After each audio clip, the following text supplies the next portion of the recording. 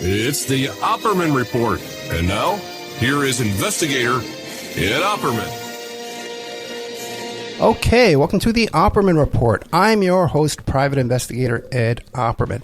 Now, you can get a hold of me at Opperman Investigations and Digital Forensic Consulting if you reach out to me through my email, Opperman Investigations and Digital Forensic Consulting.com. I'm really excited about today's guest. This is one of those really kind of feel-good shows, man. I can't see how we're going to go bad with this one. Okay, we have Claudio Bono, this fellow, and he's come up with this idea. He runs an organization called givearoof.org.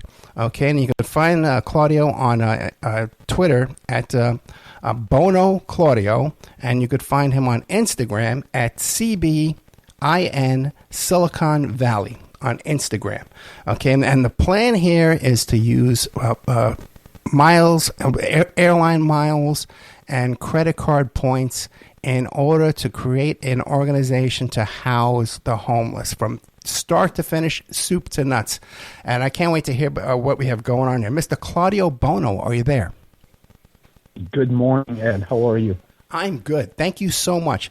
Listen, before we get into givearoof.org, okay, tell us about yourself. Who is Claudio Bono? Claudio Bono, and I'll speak to him as a he, is simply a hospitality professional who has been working in hotels in Europe and in the United States for decades, and who has a deep passion for helping the community and is at the service of the community. I serve on multiple boards of directors, such as the Cupertino Chamber of Commerce, the Historical Society. I'm a Rotarian. I'm also a city commissioner. I'm someone that generally and simply wants to help everyone with a $0 in my forehead. And I just give my time, energy, and money to help my community, from schools, from the homeless individuals or the unhoused, and is trying to solve very complicated issue based on experience. And I've been here in California for the past 11 years, and that actually happened yesterday. I hit the 11-year mark, and I'm here to solve issues and try to bring common sense to the mix and see what I can do to help out. You know something? That's fascinating, because you said you're in the hospitality industry, and I can hear it in your voice. You know what I mean? You got that hotel guy, hotel manager, concierge, you got that personality.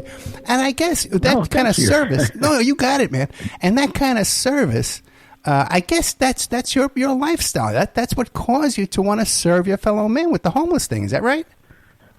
That is accurate. And, on a daily basis, and I always say that to my staff, to everyone who wants to hear it, at the end of the day, you always welcome. It's like anyone that you welcome at your hotels, it's like your friends and family. You want to make sure that they are comfortable. You want to make sure that they have a great experience, and most importantly, for them to come back.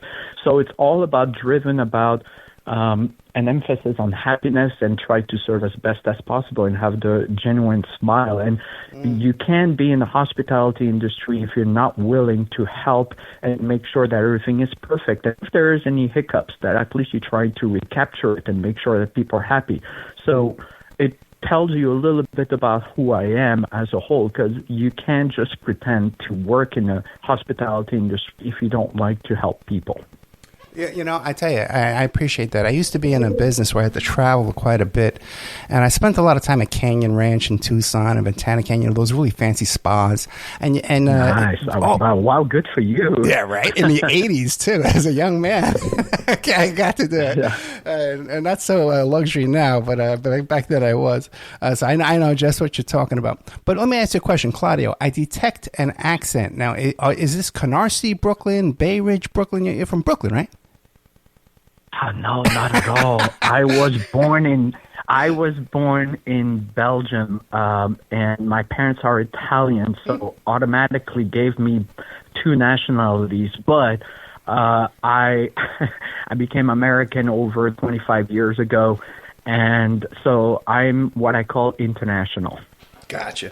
Yeah, I was making a little joke there. You definitely don't sound Brooklyn. I guess I sound a little. Tell you, when I'm tired, you will hear my French accent. Yeah, me too. People claim I have this New York accent. I think they're crazy. But anyway, back to givearoof.org. Give us an idea. What is givearoof.org? Givearoof.org was created based on my own personal experience close to 2 years ago, where I live in Cupertino, California, home of Apple headquarters in the heart of Silicon Valley. And after the pandemic, the homelessness has increased. And you have to picture our little city as millionaires and billionaires area with Apple and Google area, not far from Stanford University, you name it. And I was walking my rescue dog like I do every day, and honestly, I saw a homeless person, very young man, sitting at the park where I walk my dog on a mattress. So it's not that it's unusual. We do have encampments here and there everywhere throughout the United States. It's not a California thing per se and only. And so Give a Roof was born based on my experience that I have with Michael, who was an unhoused and was thrown out on the street by his stepfather, and came from Florida with his mother, who died tragically in a car accident. So I had two choices, either to find out what was happening and why do I have an in-house so young that doesn't fit the narrative in my city, and see if there was a psychological issue, if I could even just was willing to talk to him, and I just grabbed my hopes and put my shyness aside and decided to ask if I could help and what was happening and why he was at the park, and if he didn't even know where the YMCA was, etc., to find out that the mother died, that he was rejected because of sexual orientation, didn't have any phone, didn't have any cash. So honestly, I had two choices in that moment, is to find out what can I do to help. So I pointed out where the closest YMCA was, and I asked him to go over there and take a shower, and I would join him as soon as I would bring back my dog home, feed her, and get some clothes for him that would fit him. I met him at the YMCA, given the new clothes after he showered. And in the meantime, in the interim, because I am a hospitality professional who my job entails to travel the world to promote Silicon Valley, and therefore I do have tons of miles. And I have to stay because of the delegations to many branded hotels for conferences, etc. And so I knew that I had enough points to secure a local hotel for him. So I basically once I was home, I grabbed my PC and looked up on one of the branded website who had promotion and where I could secure room nights with my points, so it didn't cost me anything. And I booked the 10 room nights immediately. And there was also a promotion going on, so it didn't cost me much as far as points was concerned. So I booked the 10 nights, brought him to the hotel. I checked under my name and added him as a sharer. I was happy to know that he still had his ID, because many homeless don't have. And so obviously I did follow up with him I gave him my phone. He was calling me because obviously, as you know, hotels most likely these offers unlimited free local calls. So called me on my number and at my office. And I kept in touch with him, but what that meant to me is that, one, he had a roof over his head. Two, he was removed from the park. And he was so thankful because it's been months that he hadn't slept in a real bed, but on his portable mattress that he had. So I understood that by booking the room for him, he had breakfast included, and every day I would bring him food as well and keep in touch with him. Lord and behold, after 8 days, because he had access to a PC and Wi-Fi and at the hotel itself, that he reconnected with his family member that lived in Florida. And so after 8 nights, he was gone. They sent him a flight ticket. Michael right now is in Florida, is rebuilding his life, has a job, steady job, and is moving along. Now, Give a Roof only happened a few days afterwards when I got a notification from that branded hotel. I don't want to do a free commercial for them, but and I managed to get elite status because of the 10-room nights that I had booked, that's what I needed to move on to the next elite qualification. And I was like, here I am helping someone getting out of the street, putting him in a secure place, and here I am, I'm rewarded for a status qualification. And then it dawned on me, it's like it's a win-win for all. Not only the hotel get their little occupancy, but the city got their transit occupancy tax at the same time. It didn't cost me anything. Nothing at all, but just the willingness to help someone and see that it's a full circle moment where points can be used for a good cause. Hotels get their occupancy. They didn't have any issue whatsoever. The guy was presentable and fully clothed. Didn't come like, anyone that shows up at a hotel that think, oh my God, is a homeless with their Safeway card or the groceries card and their garbage bag and all dirty and all. No, it wasn't the case. As a hotel professional, I kind of have an idea of what the standards are, and because obviously not everyone is going to help everybody, especially if they don't have a credit card and all, blah, blah, blah. But in the end, that's where Give a Roof was created, if you will. Just the idea of being able to use miles and points or donation and all of that. And that's how it really, the idea was born, as thanks to my personal experience to see that everybody was winning that day. Let me ask you a question, Claudio, because you took a leap of faith, right? You're putting your credit card. You had to use your credit card, correct? I did. Yeah, so you're taking a big chance that this guy could have burned down the room, and then Claudio's in big trouble. No. And yes, I hear you. There is a liability aspect, but I think the most important thing here, and that we always forget, is that there is a conversation that was happening. And I'm not saying I'm a therapist, I'm not a psychiatrist in any way, shape, or form, but when you and I are having a conversation, you do have somewhat an understanding of what the person's intellect is, whether they are willing to have a conversation with you, if they are willing to be open and tell you openly what their issue is, and you can draw a little conclusion whether you can trust them or not.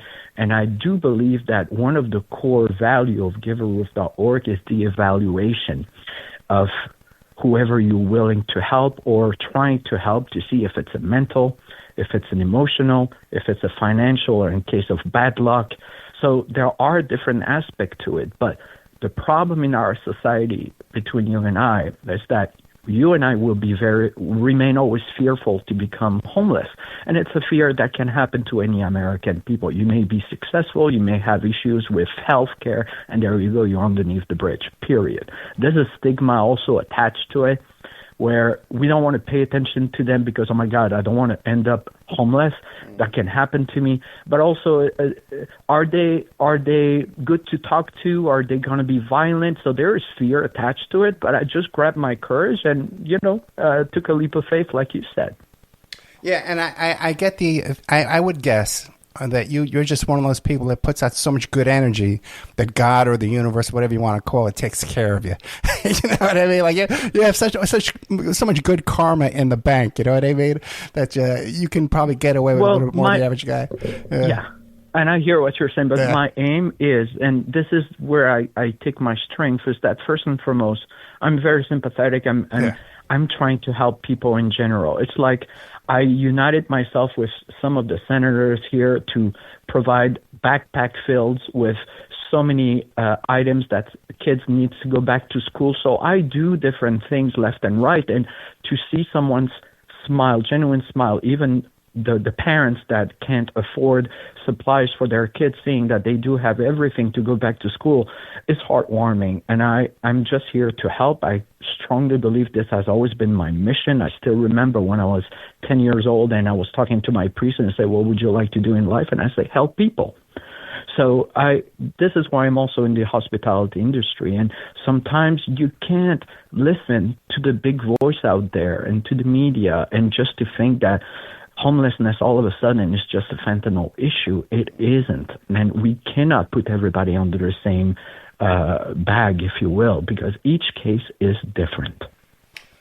Well, again, Claudio Bono, have you had personally, on all your endeavors, helping people with the backpacks and helping people get off the street, have you had any kind of negative experiences? Only on Twitter. Yeah, so true. Because I got to tell you, everybody, we're living a day and age where in the TikTok era where 30 seconds video is already too much time for some. Some people are reading between the lines. My aim is genuinely to help, and everybody has believed that giveroof.org is a brand new NGO, non-government organization that is right there to just steal money left and right, and rightfully so. I understand the skepticism. In California, altogether, with all the budgets combined, we're talking $37.8 billion wasted for the past 6 years, and the problem only got worse. So I understand that, unfortunately, somehow I feel like I'm getting the brunt of the systematic failure of our government overall for their inability to think or to come through or really understand that triage is important, database is important. It's not just housing. I was watching Belmar a few days ago, and you did have one of the representatives at M-Shift that was really basically saying to America that the homeless crisis is based upon housing cost or just providing housing, period. And that's not really what it is. I do sit on multiple nonprofits, and people need help, lots of help. You know, I got to tell you, it's such a perspective. Because as soon as I saw giveroof.org and I saw this plan using Sky Miles and using credit card points to help the homeless without any kind of government assistance, I said, boy, what a brilliant idea. This. Let me get this guy on the show. Where another guy will see that and say, well, let me find something to complain about. You know, let me point my finger at Mr. Claudio Bono here. Yeah. And it's all there. I got to tell you, in one of the first line of one of my tweets that I have multiple tweets obviously out, but one tweet has over 3.3 million views and thousands of retweets and likes. The first comment would be, oh my God, another NGO. I'm not an NGO. I'm just a private individual that just analyze the issue and use untapped resource that we have available in our fingertips. Do you know, if you ask 99% of all Americans, do you know where you could donate to help out the cause of homelessness? Most of them don't. And with all due respect, if you are a late sleeper and you watch TV, you will see this Laura McLaughlin song, In the Arms of an Angel, showcasing animals in help and distress. And hey, but for $11, you can easily get a T-shirt from us and sign up and help a dog in help. And yet, here we are. We don't have anything for our brothers and sisters on the street. We're just putting everything on the stigma level, and then we'll bring our fears together with bad journalism out there that put everything under one condition, which is, like I said, fentanyl and drug use, and that's only that. And so we're not paying attention. But I got to tell you, if I was tomorrow on the street, I would want to be on drugs simply because I would be first and foremost, there is shame to it. There is the fact that nobody wants to talk to you. No one sees you. You're automatically transparent and you feel like you're hopeless. So drug probably for many of them are a way to cope with the reality and try to forget. But if I did know that someone was genuinely, or an organization was there to help me out, going back on my feet and get all the assistance needed, I would want to believe it. And I just want to add you, I am also a city commissioner for Parks and Recreation in Cupertino. I do sit, and I have sat last month with a 15 nonprofit organization presentation for them to ask for grants from cities. And it happens in every city. There is a budget available. And so you do your presentation, we go through the grants application, and I'm on the advisory level. I advise city council on who should get or should not get grants. And that's why for the past few years, it got me thinking about Give a Roof and my experience, and see that there's a systematic failure of organization and thinking behind it. Not only the thought process of the housing, but here you are. You have all those nonprofits that are getting grants left and right. Some are providing free glasses. Some are providing free repairs in their homes. Some are providing living assistance. I mean, you name it. It goes through every level, but yet there is zero coordination in between them. No resource sharing. So you see, and I can see and pinpoint everything that is not working. And so when you see that my life is based on being on nonprofits organization and being a city commissioner to look at all these nonprofits, but also serving the public and traveling, because my life is traveling left and right. And so I do know hotels and how to transfer my points to get upgrades on Emirates, let's say, and have a first class tickets for $800 and points. You know, I know all the in and out, and I just basically link them all together. And I realized that as a hotel professional, where sometimes if you want to apply to sell your rooms to big companies, we have what we call RFP, Response for Proposals. In order for nonprofits to be helpful to the public, they should be mandatorily asked to sign up for an IT systems that would allow them to have a resource sharing with other nonprofits. So if I'm a food bank company, like West Valley Community Service here in Cupertino, in Sunnyvale, I would want to know if any other food bank needs assistance or if they have any surplus. So there is zero coordination. So how can you help people, a nonprofit, if you are on your own and you have your own mission statement and this is only about you and your organization asking money for each and every single one? So we have thousands of nonprofits, but none of them are working in unison. And that is a problem to begin with. And I'm sure each one has their own director and accountant and an attorney, each one duplication of expenses. Yeah. So Claudio Bono, one day he sees a homeless man. He says, I'm going to use my points to help this homeless man. But what is givearoof.org right now? How does it work right now that it's growing? What do you do now? How does it work? Well, the givearoof.org website has been created, but it's not fully activated yet. It's a me, myself, and I operation at this time. I do have the first, to be honest with you, the very first step is to provide the solution and gain some traction, which we are currently right now on Twitter, and try to reach people that can make a difference. I'm not making it political, but 100% of all of it is handled by the government, whether it's the city, state, or all the way up to the White House. So I am also a nobody. Have I had the main secretary of one of the largest brand in the world on the phone? Yes. However, Claudio Bono is not known. This is not about Claudio Bono, but we do have an issue in this society is that if you do not know me, you will not give me a time of day. And so for me, in order to plug in these credit card points and hotel loyalty and all the airlines, first and foremost, for the airlines, it has to be federal. You can't just do it in California, that's where I live, or in New York, or in Florida. It has to be federal level, which means it screams that I need to have the Department of Transportation linked to it. So have I reached the White House? Yes. I did reach the White House, obviously, for the past year and a half with the Biden administration. All I managed to get was a Christmas card, ironically. So it's very disappointing. But I have now contacted the Trump administration, and I think that in this day and age, and you have to understand, I was a little bit early before even Doge was known, to remove taxpayers' money and find a really untapped resource that makes sense at this point, where we would not be wasting taxpayers' money, because right now, in my humble opinion, the way the money is spent, we don't see any return, and the problem got worse.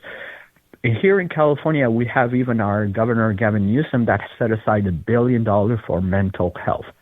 Where has it been? Do you see any censors? Do you see any assistance whatsoever? I don't see anything, nor I can find anything related to that. So it's very complicated, but like I said, first step is to reach out to those that can make a difference. Obviously, it's a very slow process because each organization, let's say Hilton, Marriott, Hyatt, Holiday Inn brand, they all have their specific requirements for nonprofits, and airlines have the same. They do have their own organization. And if I may speak very quickly about United Airlines in particular, let's say, is that if you go to their website and you do want to book a flight, you do see a toggle that says that you can donate for carbon offset neutral, blah, blah, blah. So it would be so easy to allow anyone to even have a toggle to help the homelessness crisis. And between you and I wanted to remind you that United stands for Good Leads the Way. So they do have a lot of caritative nonprofit orientation, and it can be helpful as well. Additionally, it's all about thinking first, too, and provide the solution which is wide, multifaceted, and why credit cards and miles and this and that? Well, we do have that on a daily basis. Billions of points expiring also every year. So based on the census of 2021, where United States count about 330 million population, if 5% would just give miles and points, it would be a minimum of $25 billion that we would be able to collect on a yearly basis. So you can put those points that are expiring. You can put those people willing to donate their miles because they travel a lot and they do have it, or airline points, or even cash donation. So I think the problem, it may be big, but it's time that we rethink of how we operate because it's simply not working. $37.8 billion in California. How many more billions do we need to throw without having a real solution, organization, or a database for that matter? How can we solve issues if we don't have an individual homeless database ready to assist? That is insane to me. So there is a lot of misunderstanding, misconception, stigma, all of it without any solution. And GiveARoof.org is here to say to the world, guys, we do have a solution. It needs to be thought through. Here are the steps in order to make it happen and see a difference. Yeah, and so many people... Last but not least... I'm sorry, go ahead. Oh, last but not least, I was talking about airlines and all, and I travel all my life. Everyone can understand my vision of creating what I call United Club Lounges type. When you go to any lounges affiliated with your airlines, you know that you have a reception area. You do have a food court. You have quiet rooms. You have bathrooms. You also have showers. Why don't we create that on top of it so that we can really have a database to have, we would know automatically the demographic, the age, the gender, ethnicity, etc., family status, single or with kids, the reason for homelessness, the economic, if it's job, eviction, or personal issue, family breakdown, domestic violence, etc., and then see the health and the support they need, where we can do physical health, mental health, evaluation, emotional, psychological, financial status, if it's debt, income, potential, blah, blah, blah. And then we can then share that locally, statewide, federally.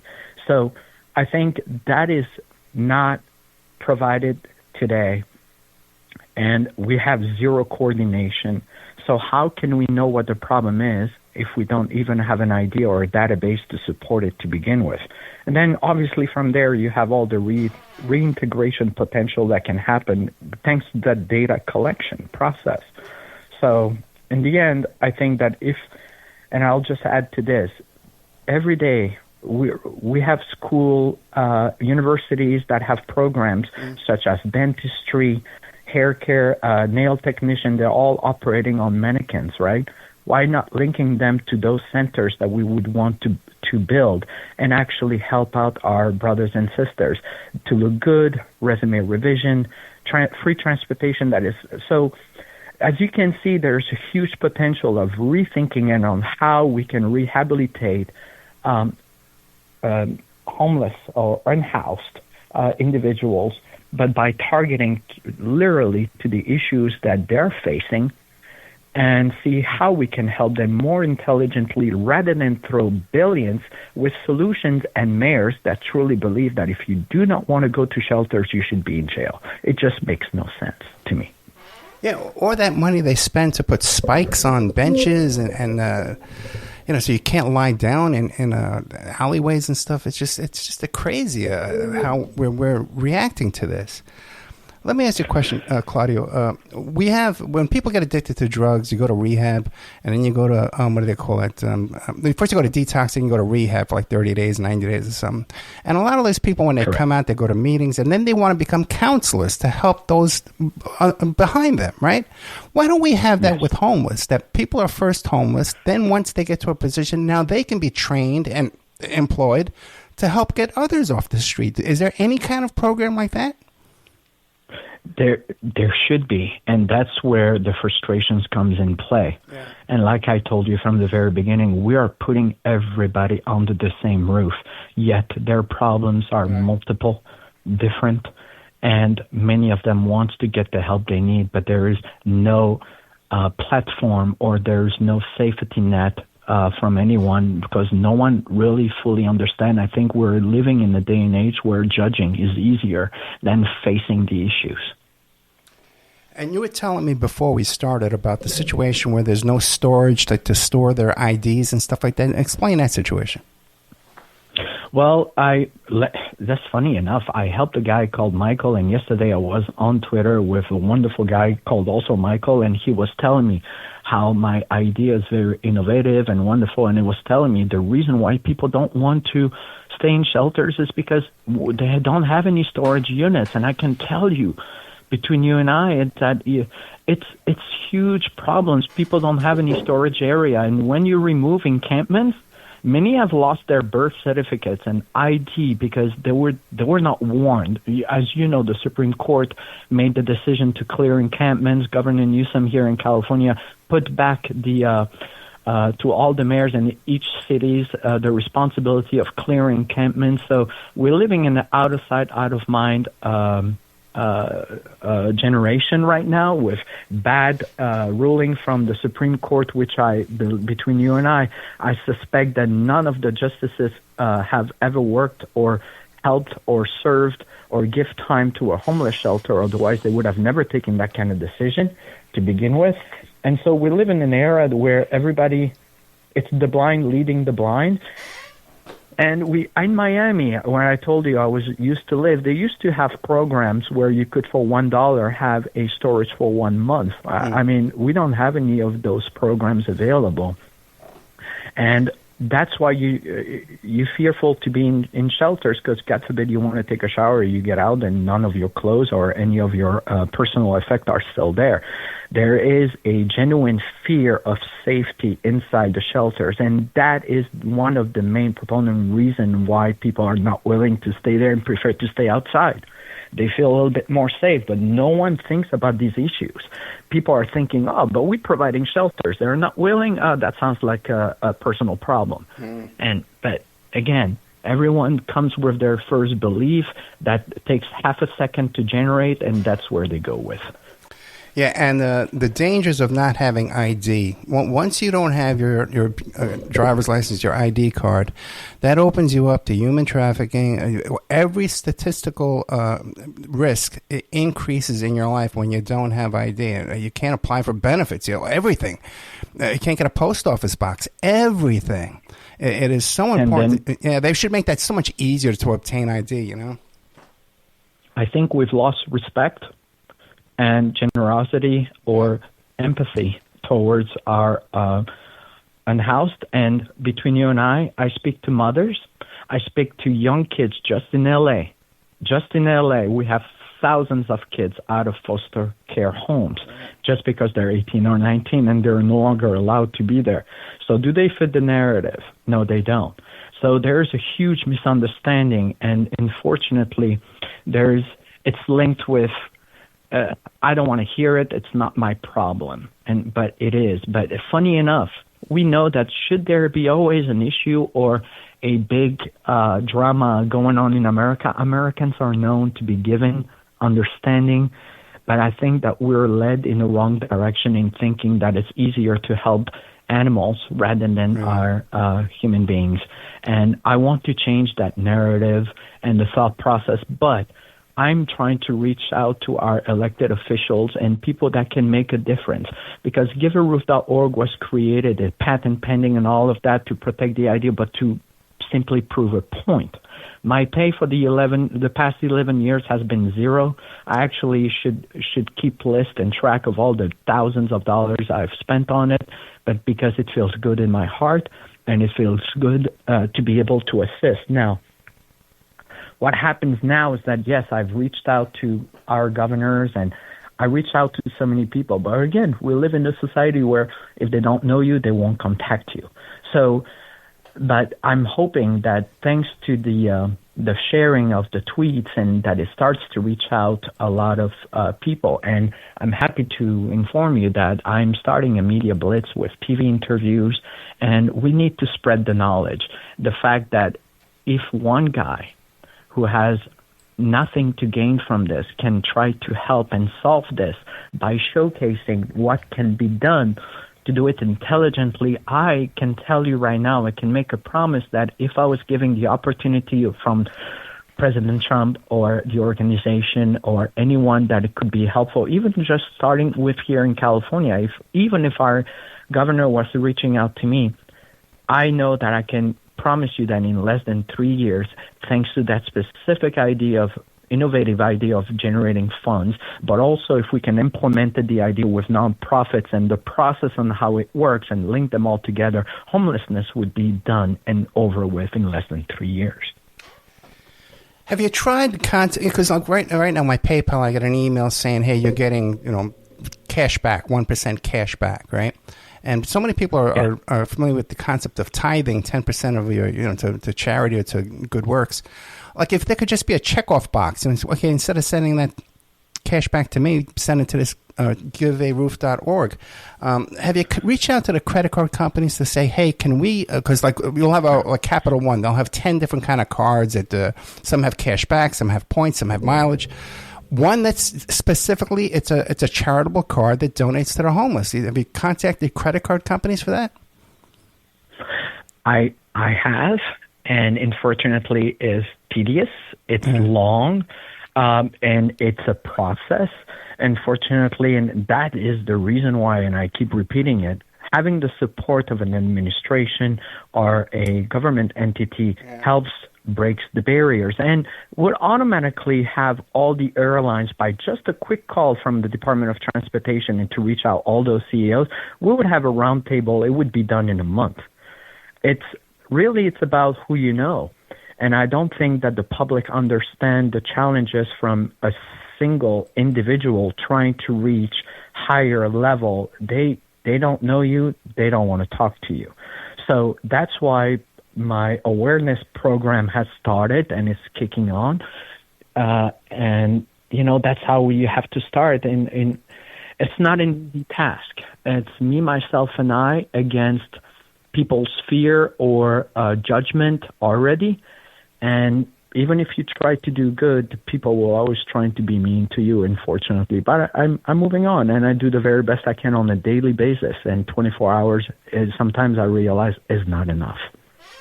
So if somebody right now is listening to the show and they hear Claudio Bono and they say, boy, this is great, I want to help. What can they do to help and help givearoof.org grow into what your vision is? That seems like such a simple, it's a brilliant idea, but it just seems like such a simple concept to be put into place. What can people do to help you? Well, first and foremost, I would urge them to dig to their black book. Who do you know?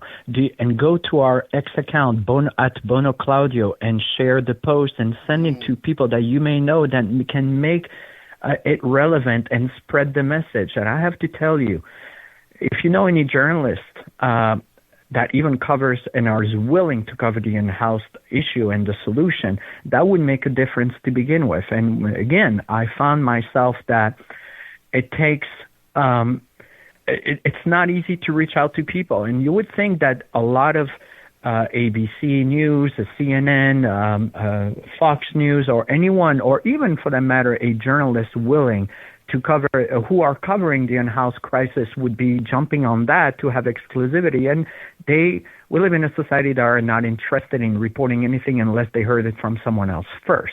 So what anyone can do is go to my social media account, share it, and tag it to people that they know who can make a difference, or simply share it and like it. The more we're expanding, the more the algorithm will be able to reach out to many, such as Jeff Bezos, or Mark Zuckerberg, or any government person, even the Trump administration for that matter, and reach out to governors to get also an idea of how they think and get the conversation going. Important awareness is step one, and I'm right in the middle of it. Yeah, you see some of these accounts on Twitter, they have like 500,000 followers, and it's a picture of a cat. you know what I mean? It's like these ridiculous political posts all day long. They're just regurgitating the same nonsense over and over. And here we have Claudio Bono on his Twitter is Bono Claudio, and only 24,000, and I noticed too that your ads that you're putting up, those are sponsored ads, and you're telling me that's coming out of your pocket, when you go to work, you take your paycheck and you're buying ads on Twitter to expand this charity?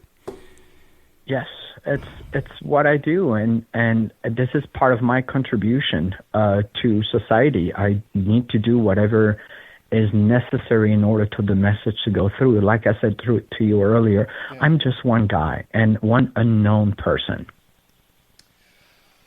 Why do you think I'm just using the system that allows me to expand the reach. And really, like I said, this is on my step one.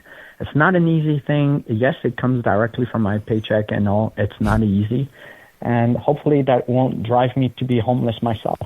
Yeah, no, I think you'll be rewarded for your good efforts. I think God's looking out for you, my friend.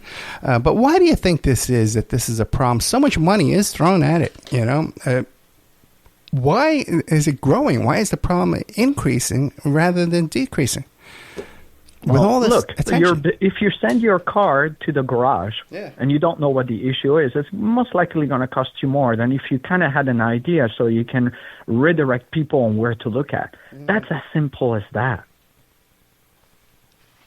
And so how can you fix something if you don't know the root cause?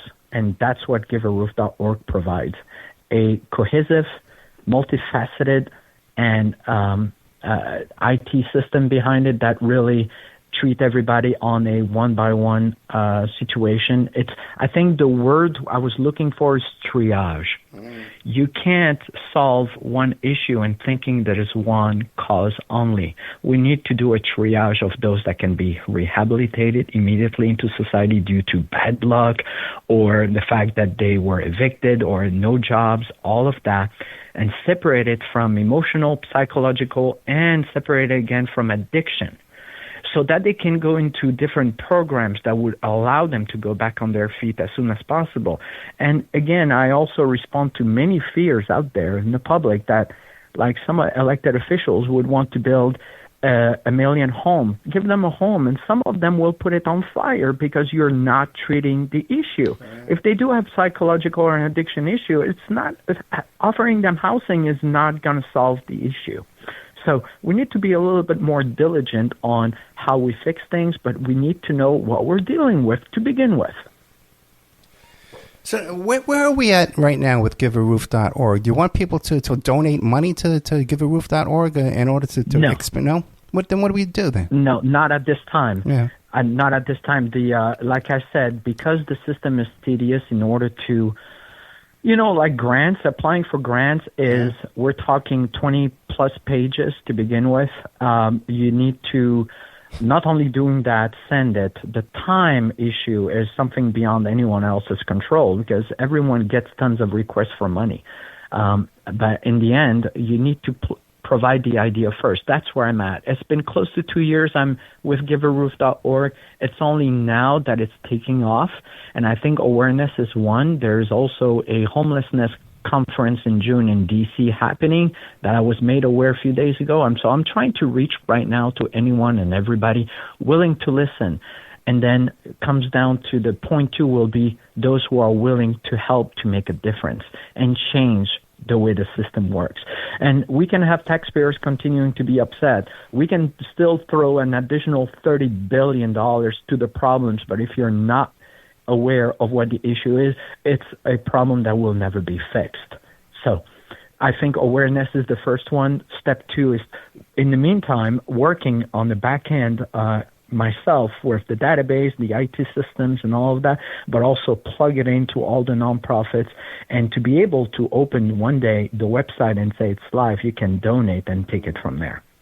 Now, you keep mentioning the database. What kind of database do you need, or you envision?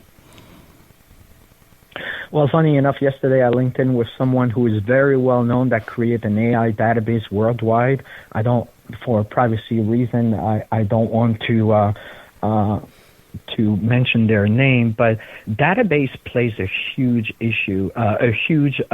component, because again, we need to have a homeless individual database, and this is what I'm only going to talk about California, because I do know that if you Google Governor Newsom database fiasco, there's no database that tells you the demographic, the reason for homelessness, providing ID cards to homeless individuals to begin. We need to have that database can help us out on the reintegration potential and offer a current status, their location, their shelter usage, and the data collection process, if it's shared with other cities, can create a database that can be expanded locally, statewide, and nationwide. This is what we miss in order to fix the issue. So the database component is very important, because everything is driven by database. Like I was saying to you earlier, if we don't know what the problem is, then obviously we won't be able to treat it. But let's say you have 10 homeless in my city. We want to know their name, their gender, what their issue is, and be part of a database and give them an ID card so that we know who they are to begin with. We can identify them. That's so important. And the data sharing from that database plays a huge role, right? And again, it takes database to have implementation consideration from technology, security, user interface, training, challenge.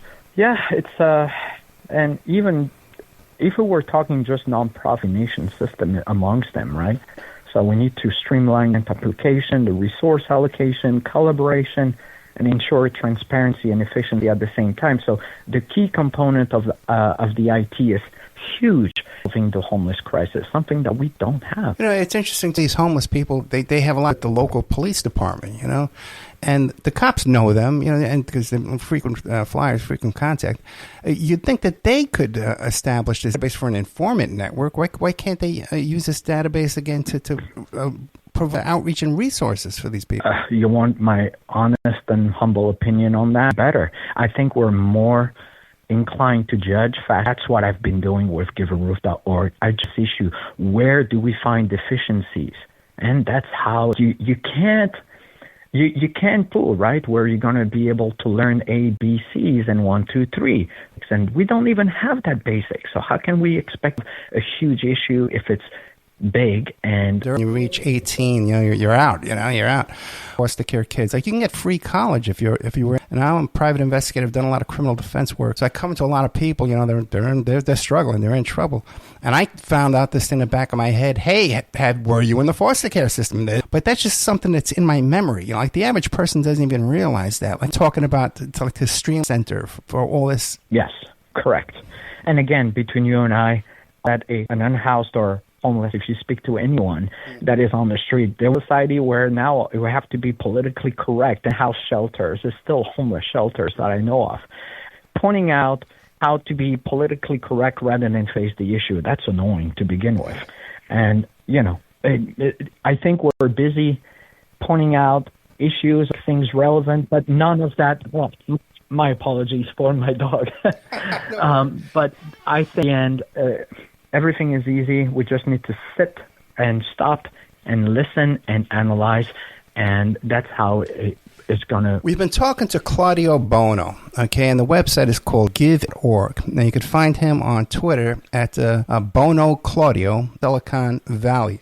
So, Mr. Bono, we got about a few minutes left. What would you like to move on? I would like to leave with hope, first and foremost. To solve issues, it just takes someone to stop. And in the end, hope is here, and I truly, genuinely be able to eradicate homelessness. That is my mission. I'm just asking the public with an open mind, and this is not about me making money. It costs me more than anything. I'm happy to give this on the silver platter to anyone. Not interested to see anyone suffering anymore. It was also shown that we became a world. How can the largest, an additional 100? It's time for us to sit back, stop, because it takes a village. Me, myself, and I cannot just solve this issue. It takes all of us. But it takes someone to give me a chance, takes someone to take the time to listen and not judge. And then I can guarantee you 3 years' time, this will be eradicated. I really believe that. Well, I tell you, Claudio Bono, every time I've mentioned this, we just scheduled this a few days ago, and every person I've mentioned it to said that's a brilliant idea. It's just a no-brainer, man, to use those miles and those points to help our fellow man. So I just hope that we can encourage people out there to go to givearoof.org, go to Twitter, share the Twitter, that sends you to it.